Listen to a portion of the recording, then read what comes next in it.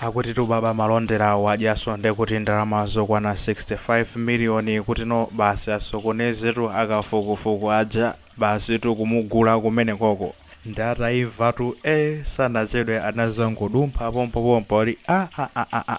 imanikaeni ineyo sinaje ndalamayi nde muti ndani amene wayamba kumuloza Zala baba Malondela kuti waja ndalamayo makosana tiyamba ndi lawyer ruja Alexious Kamangila anabwera pa tsamba lake la mchezo nthawi imene ndimatenga ma screenshot amenewa ndizoti ndikuti patatha 7 hours anazalemba zotere baba Stephen K Malondela kuchita kumpanga tagetu 65 million yaenda bwanji for limenelo 65 million kwa yaenda bwanja baba tafotokozani baba ndetu baba hataiona nkhani of course anazalemba ku comment section ya post imeneyo kuti ayi so tisapange zimenezo yayi kena kwalona kuti apapa simvekapo anabweranso ndekuti pa tsamba lake la mchezo la Facebook iyeyo baba Malondela ndipo anazalembapo ma paragraph 4 enawo ndenda atalatali chidwi chathu sichikhala ndekuti ma paragraph yoyamba kapena yachitatu ya number 4 chidwi chathu kwenikweni chilitu pa paragraph ya chiwiri imeneyo yakunena kuti I have time and again asked the professionals to beef up the committee with their expertise, and I appealed to Malawi Law Society and the Nico Asset Managers on the same when they appeared before Public Accounts Committee. I have opened the floor for members to ask questions without gauging anyone. I shall not at any point water down the inquiry, and everyone involved will appear before the committee at Parliament so that anyone with documentary and conclusive evidence can help us in cleaning our great nation. I have not collected any money, be it big or small, from anyone in relation to the inquiry, and I don't intend to compromise my integrity and that of Parliament because of money. Be assured of my patriotism and the total desire for better Malawi. Chabwino akunena kuti apa post yose makamba zotino Alexious Kamangila ndizonena kuti neyo sizoni ndimayankha kuti ndiweyo ndi amene uli bwana wanga iye ineyo sizoni ndi kapolo wako kapena kuti ndiziyankha kwa iweyo ndizikupasa malipoti pene zikuyendera komabe chifukwa chonoto sefe tikufuna tionesa kuti thane ndikatangale ndi ndakuyankha pa zomwe walemba komanso apa ndikufuna kuyankha bwinobwino ono kunena kuti ineyo ndizoti nthawi imene ndinangamba inquiry imeneyi ndinapempha kunena kuti wina alisa amene ali nkuthekera kuti angathandizire kugwira ntchito bwino apapa kugwira nafe ntchito kuti mwina mwake inquiry imeneyi pasakhale kusokonekera kwena kulikonse kwa zinthu wina alisa kaya ali ndikuthekera kaya napanga za accounting angatuthandizira kuwerengetsa bwinobwino zinthu amenewo abwerese ndithu luso lawo kuthekera wawo kuti zaphatikize pamodzi kuti no ichi chiti chigwetse ndithu mpaka na amene anapanga zimene zitagwire zomwezi ndinayankhulana nazo ndinayankhulana ndi Malawi Law Society amene amayang'ana za malamulo kuno ku Malawi komanso maloya ndinayankhulana naso ndani ku asset managers amene athandiziraso zino ndi zina nkhani zake zomwezi ineyo ndizonena kuti ndatsegulano floor kunena kuti amene akufuna kuti no abwerese kuti kudzatha kuzikuti kaya ndi mafunso kaya ndi chani kuti tizithandizire bwinobwino kupanga inquiry imeneyi kafukufuku ameneyi abwere ndatsegula khomo limene lolo ndipono ineyo sindikufuna zoona kuti tizikhala basi no ena ayo khala kutali ndikumayezana ano kumayikana pa scale ameneyo sakumenya bwino yayi koma agent yaku South Africa ndimene amenya bwino koma Julius Malema ndedolo Malondela sakufika ako yayi kuti samakhale pasi ndikumayezana ano pa scale yayi ineyo ndikufuna kunena pano kunena kuti palibe nthawi ina iliyonse kapena kuti no pena pali siziteka kunoti kapena ndipanga zina zake kunoti ndipange zoti inquiry imene kafukufuku amene iyi ndiye kuti basi tu alowe m'madzi siziteka zimene zozo ndipo no wina yesa amene akhuzidwa nkhani imene iyi amene timukokera ndithu abwera apajena papa ku inquiry tizamphalisa ndi mafunso mpaka na ameneyo yotu chilungamo atiuze tipeze chilungamo chenechene ndeye kaya zikhala zonena kuti no inuyo amene muli ndi jeni muli ndi kuthekera kuona kuti mungatha kubweretsa kaya muli ndi maumboni kale muli ndi chani mubweretse zimenezo zosati no muzingo yankhulira kutali kapena kumatani kumayezana zonsezi tikufuna nokha ngati maumboni amene mungabweretse kuti athandizire kuti mwina make tiyeretse dziko lathu tisese ndithu dziko lathu lokondedwa dziko lopambana kwambiri great nation. Ndiye pano ndikufuna kunena chonchi sindinatolere ndrama ina iliyonse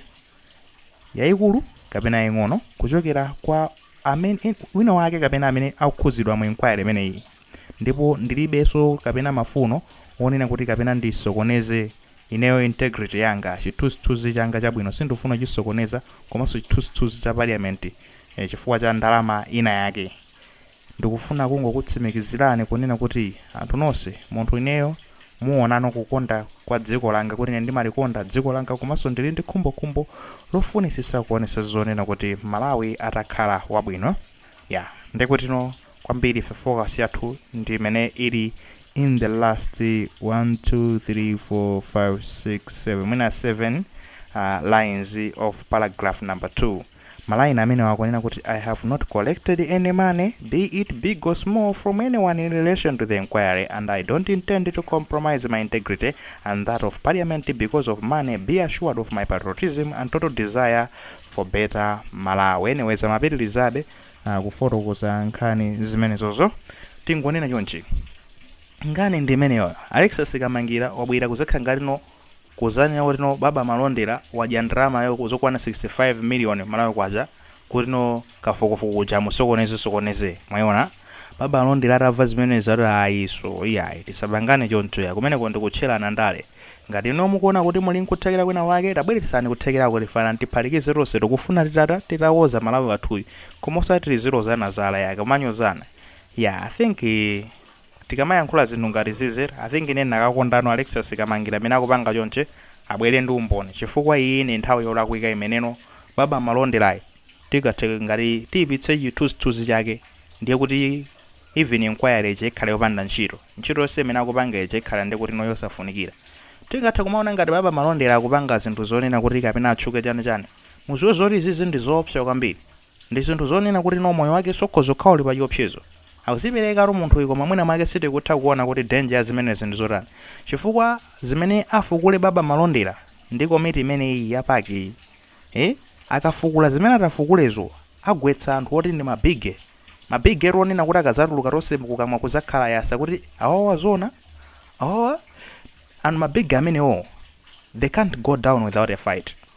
Sangagwe basi opanda ndi kuti kumenya nkhondo sizingatheke.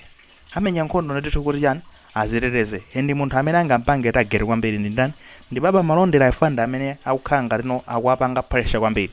akuapangisa zoti azikwera ndi tuma even mujeni yomwe post yomwe ananena chakumapero kunena kuti ndikuzozoti zimene ndikupangazi akatangale akupumira mmwamba kwambiri endi izi sangalale nazo apanga njira ina yonse chonoti ni ata andigwese andipange zonena kuti asokoneze zinthu apa ndeti kapanga zoti noti zingolandira china chilichonse basi baba wapanga chonchi kapena panga chonchi tisiyano ndi kuti nkhondo yeniyeni yomalimbana ndi anthu amenewa nkuyambanso kumalimbana rokha mwayiona ndeti eni tipange zonena kuti tikonde dziko lino. Ine ndimangofuna kupanga emphasize kunena kuti apa tisamaone ngati zinthu zophweka baba amakhala wayika ndi kuti apa moyo wake pa chiopsezo moyo wa family yake mkazi wake ana ake achibale ake kumene chifukwa zonena kuti kumenayo zikupita kuja koopsa.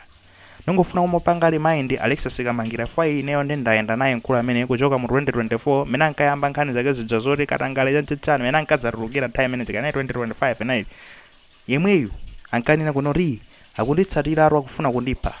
jaji ndikulimbana naye uja ndizoti waruma anthu akunditsatira motino ndakhala ndikutsatiridwa ndi galimoto kuchoka kwa kulilongo kafika Blantyre chani si panopa family yanga sili bwino panopa ndumati otenga achitetezo ndi amene anditeteza ku nyumba kwanga kuopa zonena kuti chani mwina mwake ajena ndingazatani ndingazavulazidwa kapena banja langa lingapangidwa chipongwe fazi naso kumanoti anathawatu mu dziko muno kupita kunja kuti akhaotetezeka fora anthu aja ankapa ataona zoti agwetsa nayamba kupanga zoti nayo amuphe. Wayiwala Alexious Kamangila kuti ndiwe ameneno unkanena zimenezo kusozi zoti banja lako linayi pa chiopsezo utayamba kupanga atake magaya amene aja so pano ukuona ngati banja la baba Stephen Malondela ndi kuti sili pa chiopsezo guys tisamangokhala pasi ndikumapanga chiye hey baba Malondela akuita baba Malondela akuita koma siti kuzozera kuti munthu iyi what is at stake here kuti waika zotani yeyo wapanga bedi zinthu zotani kuti ino zinthu seziteke kuti ino waika pa chiopsezo zinthu zotani ndi zinthu zofunikira kwambiri zimene waika pa chiopsezo mkulu amene nawo tikukhala pasi niwampekera zimene zintsensani no ngati mukuona kuti baba Malondela wapanga zonena Walandila 65 million malayo kwacha kuti asokonezeka agent uyu fine bweresani maumboniwo ife tikufuna maumboniwo mubwereseni pompano Kafukufuku iso sanamalizike chifukwa mukamango yankhula opanda kubweresa maumboni amene ndiye kuti ife tizapezeko zoona mwina tayamba kusokonekera kusiya kunkhulupirira baba nankena kumaliza kubweresa zimene zijazi Kafukufuku atati achitika amene zinthu zasokonekera ndiye kuti koma nanena mubwerese maumboni kuti zinthu zikonzekeretu panopa conclusion isanachitike ya Kafukufuku amene iyi kuti baba akuyima babwino mukabweresa maumboni anu enuyo fausi mungamangonena zoti ino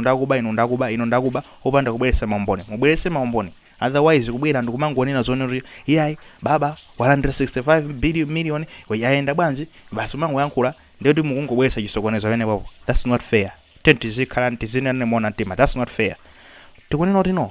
if we are fighting one fight ngati inuyo mukumenya nkhondo imodzi mukuyenera muime limodzi osatiso mukhaleso ndiye kuti no muzimenyana sono khanokha ayiso kaya sitimapanga choncho ndiye kuti ene popo simukwanisa ru ma objectives anu simukwanisa ru zimene mukufuna ru simugwesa ru anthu oyenererawo ofunika kusamala kwambiri anthu amene azipanga matriko osiyana cholinga choneno razisokoneze izi Kafukufukuzi cholinga choneno kuti yo maina awo asatuluke ndiye tikhaye osamala kwambiri sizoti chinanso chimene tingachive ndiye kuti tichitenge kuti chimenecho ndichona chimenecho ndichona and now ndi zomwe zikuchitikazi sizabwino makamaka m'masambanchezo anthu angobweresa nkhani zosiyana zopanda maumboni sakuziwa even kupanga verify makhala process yopanga verification kutsimikiza kuti nkhani iyi kodi ndikuyikufuna ndikayoluse ndiona makhala basi ndikuona kodi nkhani iyi is it credible kodi sosi imene ndayitenga ndiona osemangobwera ano basi kuti akuti akuwa zotere basi koma zimenezo akuti anditumizira ku inbox zotere koma zimenezo ndizoona ayiso we should not operate on propagandas tentizikambani nkhani zimene zili ndi maumboni nawo apapa tikukupe mphani ngati niyo mukuli serious Alexious Kamangila mubwerese maumboni koma ngati simungabwerese maumboni ndiye kuti kuli bwino ino mungu join ya baba kumpanga support munjira imene mungampange support koma osati muzimpanga swatake no osampanga divide osamsokoneza mind yake we need his mind now than ever we need it panopa tikufuna mind yake ikhale focused kwambiri kuti anthu amene ajawa akapange kuona bwinobwino mpaka na muno wake ene yake amene anapanga zimene zakuluakulu ma big fish agwidwe amene and now ndizonena kuti akukambirana ku Parliamentary kukhala ndi kuti zochitika I think zochitika kale meeting imene no aitana magaya amene ankayang'anira pension fund ankayang'anira pension fund mulamuliro wacha kwera maboard asanasinthe kubweresapo anyuwani magaya amene sopanaita ndwaso kuti akayankhepo gawo lawo so let's try to avoid zinthu zimene zingasokonezere akuti